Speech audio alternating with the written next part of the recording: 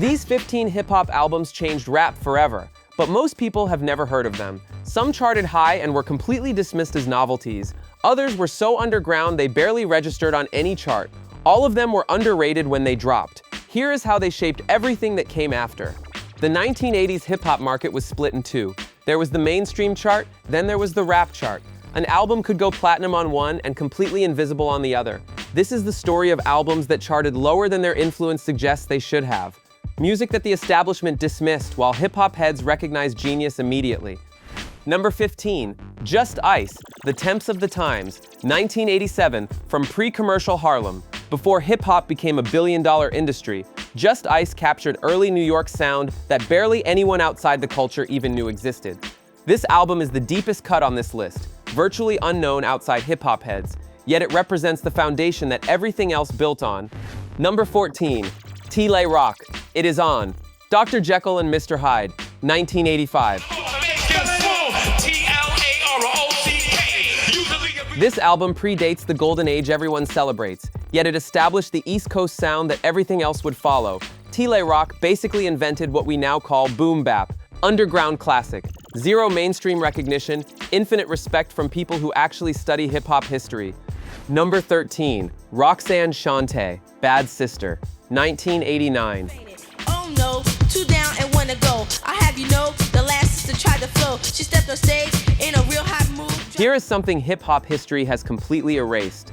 A female rapper who achieved commercial success before Salt and Peppa broke through mainstream. Roxanne Shanté had technical skills that matched any male contemporary.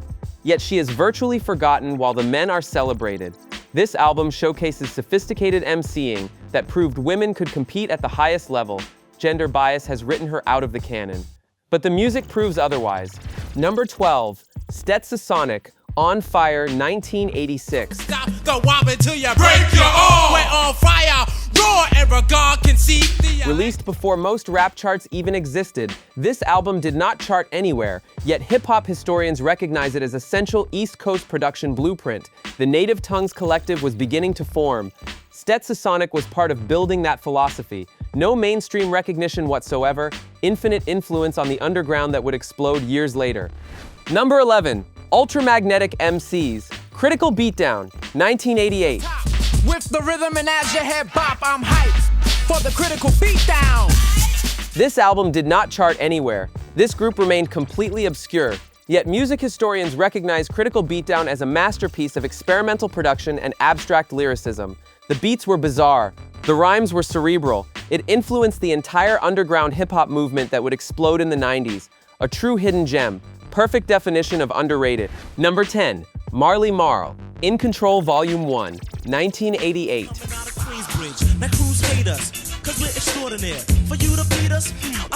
This is a producer album. Back then, producers were not recognized as artists. Marley Marl produced for Rakim and MC Shan. His own album charted at 123 on the Billboard 200.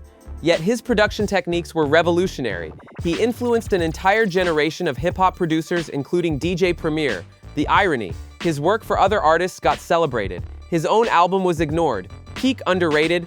Number 9, Kool Moe Dee, How Ya Like Me Now, February 1987. She's jocking. Now how you like me now?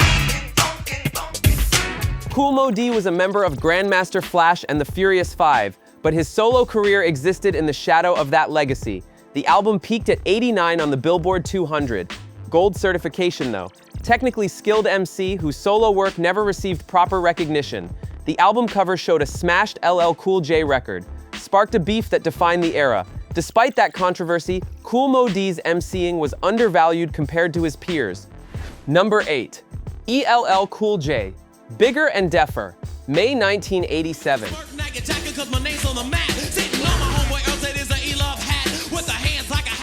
Wait, how is ELL Cool J on an underrated list? The guy was everywhere. But here is the thing.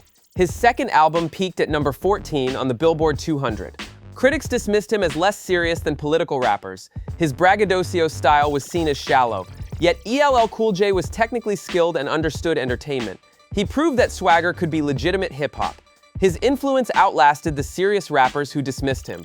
Time has proven ELL Cool J right. Bigger and Deffer remains undervalued in critical discourse. Number 7, Jungle Brothers, Straight Out the Jungle, March 1988. And when I'm on the mic, I never stutter or stumble because I'm a jungle brother. Straight out the jungle. Part of the Native Tongues Collective. Their album peaked at 51 on the Billboard 200, gold certification, but it introduced the psychedelic, jazz-influenced sound that De La Soul would perfect the following year. Jungle Brothers were pioneering, yet they remain lesser known than artists who copied their blueprint. Their influence far exceeds their chart recognition. Classic case of being underrated by the mainstream while hip-hop heads knew the truth. Number 6, De La Soul, 3 Feet High and Rising, March 1989. Amityville, Resident supported by the speaker view. Wanna feel it? This album peaked at 24 on the Billboard 200, gold certification, yet commercially modest does not begin to capture its impact. De La Soul established alternative hip-hop as a legitimate form.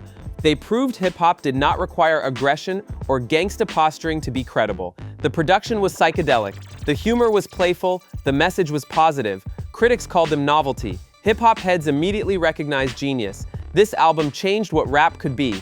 It is the definition of underrated, commercially moderate, artistically transformative. Number 5, Boogie Down Productions, By All Means Necessary, May 1988.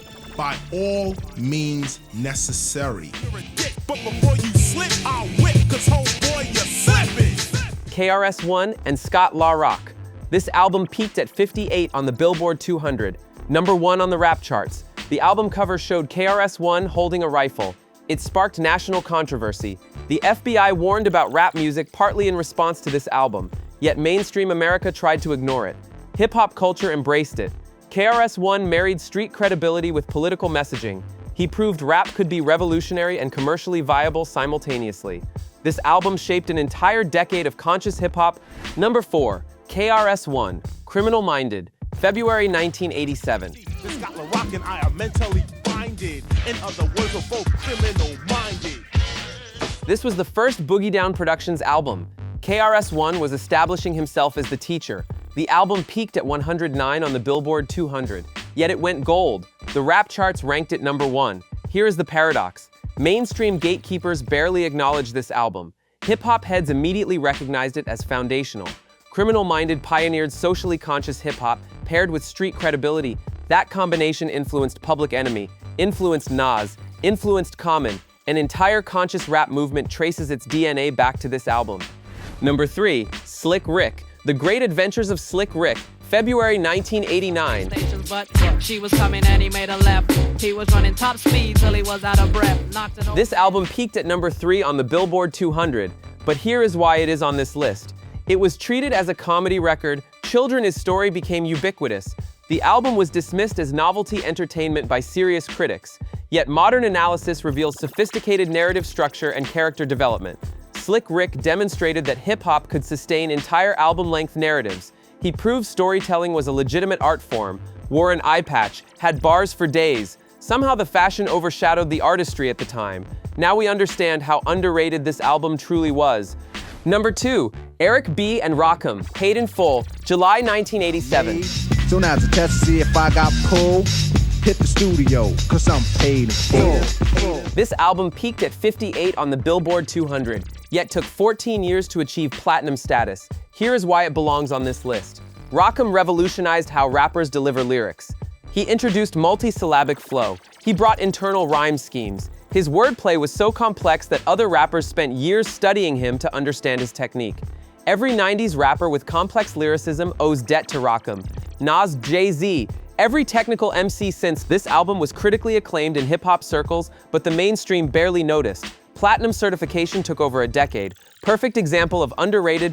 Number 1, Grandmaster Flash and Melle with the Furious 5, The Message, October 1982. It's just not healthy. All my children in the daytime, Dallas at night, can't even see the game or the Sugar Ray fight. This track hit number 4 on the Billboard Hot 100, 16 weeks on the chart. Gold certification by 1985. Massive commercial success. Yet critics dismissed it as novelty. Rock and pop gatekeepers called it a fad, one of the biggest songs of the 1980s. Yet The Message was treated as one-hit phenomenon rather than career-defining statement. Produced by Sylvia Robinson, a woman producing and pioneering in hip-hop. The Message captured real struggle of inner-city life. It proved hip-hop could be both commercially viable and artistically meaningful. That combination became the entire genre. Those first 5 are deep cuts. Basically, nobody outside hip-hop heads knows these albums exist, but they represent the foundation, the underground infrastructure. Now let us move into the albums that charted but were dismissed as not serious enough. Here's what all 15 of these albums have in common. At the time they dropped, the establishment got them wrong. Some charted high and were dismissed as novelty. Some barely charted and were completely ignored. All of them proved more influential than the critical reception suggested. Grandmaster Flash proved hip-hop could be serious. Rakim transformed MC technique. De La Soul established alternative hip-hop. KRS-One and Boogie Down Productions started a consciousness movement. Slick Rick pioneered narrative rap. Every subsequent decade of hip-hop is built on these foundations. Yet many remained underrated, underappreciated, historically overlooked. The market kept moving forward. Different albums got the hype, different albums got the tours, different albums got the interviews. But hip-hop culture quietly recognized these albums as essential. This is what underrated really means. Commercial modesty combined with artistic transcendence. If you slept on any of these 15 albums, now is the time to listen. Start with number 1, Grandmaster Flash, The Message, then move through the list. Understand why Rakim changed everything. See why De La Soul expanded possibilities. These are foundation albums. Hip-hop essential. Go listen, go study, go understand why these were underrated. Hip-Hop Legends Archives. Subscribe for more deep dives into hip-hop history that mainstream media refuses to tell. Like this video if you learned something new about the 1980s. Comment which album from this list surprised you most. Next week we are going deeper underground. Do not miss it.